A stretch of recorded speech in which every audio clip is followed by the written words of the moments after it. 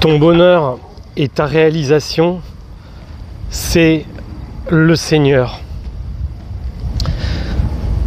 On a toujours beaucoup de façon très naturelle, on pense que le bonheur est ailleurs, que le bonheur est dans cet objectif qu'on s'est fixé.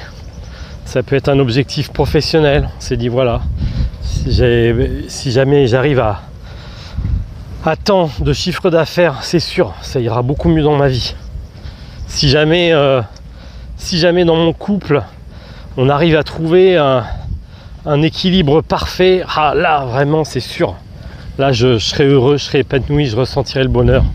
Si mes enfants fonctionnent bien à l'école, m'obéissent bien, sont épanouis, c'est sûr. Là ce sera vraiment enfin le bonheur. Si jamais j'arrive à trouver un nouveau travail, si jamais j'arrive à avoir tel diplôme, c'est sûr. Mais c'est sûr, c'est évident, j'aurai le bonheur. Et on passe notre vie à courir de désir en désir, se rendant compte que à chaque fois qu'on atteint un désir, en fait, il ne nous accomplit pas. Dans le bouddhisme, on appelle ça le samsara. Dans le christianisme, ça n'a pas enfin si, c'est un nom particulier, ça s'appelle l'idolâtrie. C'est-à-dire qu'on a besoin pour vivre de se projeter dans l'avenir, d'avoir des projets. Certains sont bons, d'autres sont moins, mais c'est vrai que naturellement on a tendance à en faire un peu des idoles, c'est-à-dire à leur demander la vie en se disant que ça c'est sûr une fois que je l'aurai. Et en fait non, on est souvent très déçus, ou alors parfois on y arrive et effectivement on est un peu plus heureux, mais c'est mitigé et puis ça passe en fait. Pourquoi ? Parce que on doit réaliser quand on est chrétien que le royaume des cieux est déjà là. Le royaume des cieux est déjà là. Que le paradis, le paradis que nous promet le Seigneur, le bonheur que nous promet le Seigneur est déjà là. Et que c'est à nous en partie de le saisir. Comment y aller ? Évidemment, il faut suivre le Seigneur. Il faut suivre les inspirations que te donne Jésus. Il faut suivre les commandements que Jésus te donne dans les paroles. Chaque jour, l'Église nous donne des paroles bibliques, des paroles de l'Évangile, et qu'on doit accomplir. Ça peut être des petits gestes de charité. Parfois, Jésus va nous demander de prier. D'autres fois, il va nous demander encore autre chose. Mais vraiment être à l'écoute de la parole de Dieu pour l'accomplir dans nos vies. Et tout ça, ça nous fait faire un voyage et qui nous mène vers où ?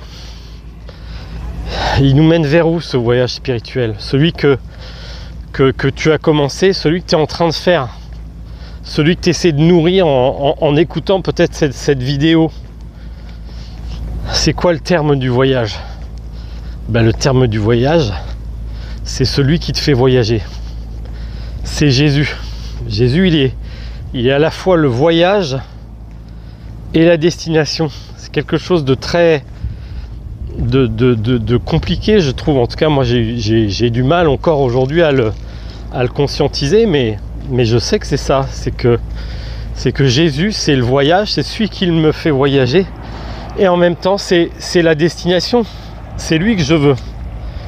Ça veut dire que fondamentalement, l'épanouissement, la réalisation dans ma vie absolue, ce qui va me rendre profondément heureux, c'est cette relation avec Jésus, et dont le but c'est d'être de plus en plus proche de lui, de plus en plus conforme à lui. Et ça, c'est le terme du voyage. Voilà, c'est ça. Et tout ce qu'il y a entre ça, entre Dieu et toi, tout ce qu'il y a dans cette relation, voilà, ça doit y contribuer. Et donc tous nos projets, toutes les choses qu'on a envie de changer dans notre vie, c'est très bien. La plupart du temps, c'est très bien. Et il n'y a aucun problème avec ça. Mais simplement, voir que ce sont des étapes du voyage et que ce n'est pas du tout c'est ça qui va nous donner notre bonheur. C'est important de réaliser. On va partir on va partir à poil, hein. On va pas partir avec des maisons, on va pas partir, tu vas pas partir avec ta femme ou avec ton mari. Non, non, on va partir, on va aller à la rencontre du Seigneur qui nous attend là-haut, dans sa lumière. Et si on arrive les mains vides, si on arrive humble, parce qu'on a vu qu'on était capable de rien toute sa vie, et dire Seigneur, bah voilà, encore une fois, tu vois, j'ai fait de mon mieux, mais tu sais bien que j'ai pas réussi, mais je t'aime, Seigneur. Tu sais bien que je t'aime, dit Pierre à son Seigneur. Et là, on entre dans le royaume. On entre dans le royaume. Voilà. Et ben, je vous souhaite une bonne journée.